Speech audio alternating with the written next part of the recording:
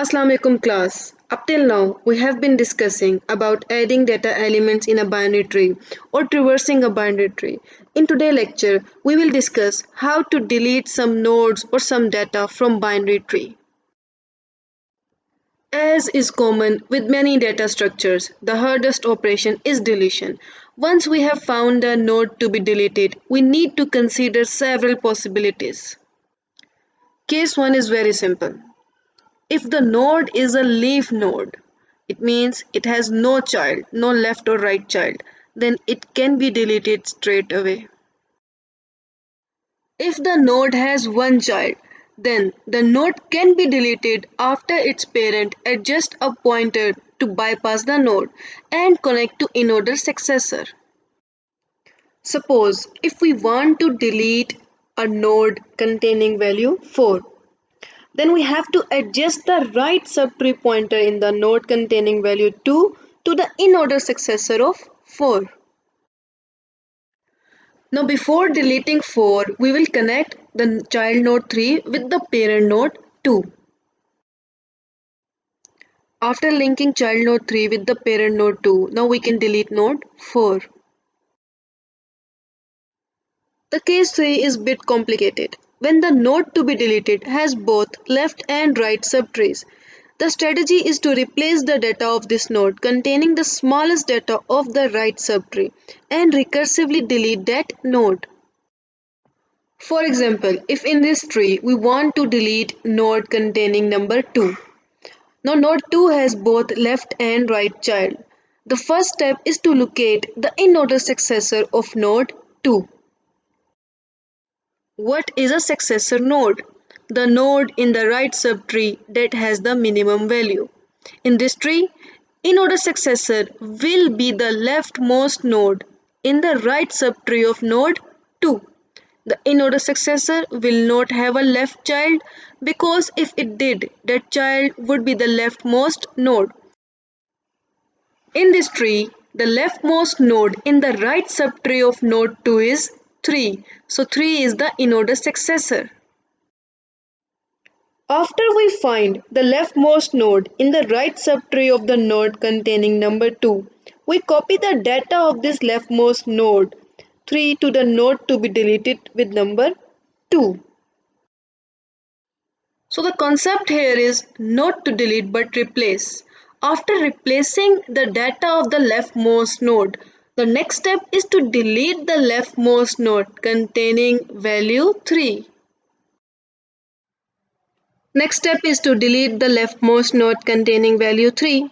Now being the leftmost node, there will be no left child, but it might have a right child. As you can see in this example, 3 has a right child 4. Therefore, we are going to delete 3 according to the case 2 deletion. We need to adjust the child node to the parent node of 3.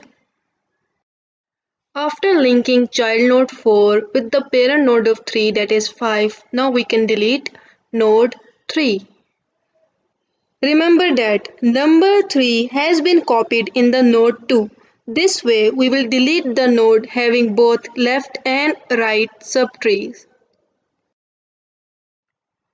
Here is the code of remove method.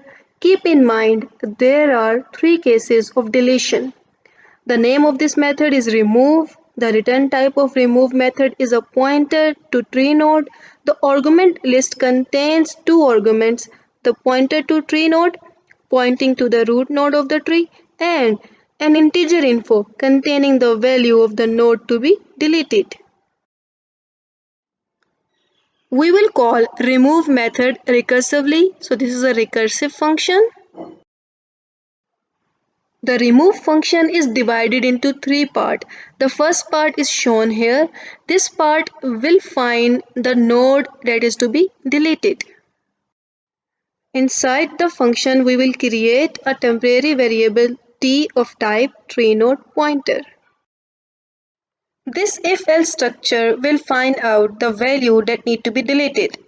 We will compare info with the current node pointing by tree. If first if statement evaluates to true, it means that our required node in the left subtree of the current node pointing by node tree. we call the remove method recursively and remove that node. This time we will pass the left subtree inside the remove function and the info that contain the value of the node to be deleted. On coming back, we assign t to the left subtree pointer of the tree. Suppose that the node to be deleted is the immediate left child of the node. It will be deleted by the remove method. When the node is deleted, some other node will come to its place. Then we need to adjust the left pointer of the parent node. We can do that by pointing the left subtree pointer to t.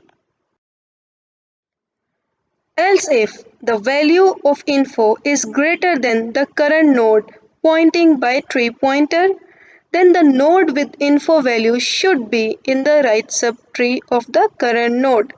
Therefore, we call the remove method recursively, providing it the pointer to the right subtree and the info. When we return from that call, we will readjust the right subtree by assigning it the t. In the third case, we are at the node which is to be deleted. It means that we have found the node. Here we have to deal with three cases of deletion. First, the node to be deleted is the leaf node. Second, node to be deleted has either right or left child. It means it has only one child. Third, the node to be deleted has both left and right subtree. We will start with the third case. We will check in the else if statement that the left and right subtree are not null. Here you can see tree get left is not equal to null and tree get right is not equal to null. It means we are dealing with the third case of deletion. Recall the third case of deletion in which we need to find the in-order successor of the node to be deleted, which is the minimum value in the right subtree. To find the minimum value in the right subtree, we are going to create a temporary variable of type tree node named as min node. The variable min node is the local to this if-else block. We assign it value by calling the find_min method, and we call the find_min method as find_min_tree_getRight. In this case, we will pass the right subtree of the node that need to be deleted. Find_min is the method that will find the in-order successor from the right subtree. Let's have a look on the code of this method. The return type is a pointer of tree node, which will be the minimum node. The input argument is a pointer to the tree node. The input argument is the root of some subtree in which we have to find the minimum node. Inside the function, we have a couple of if statements. If the tree is null or null PTR, it will result in the return of null pointer.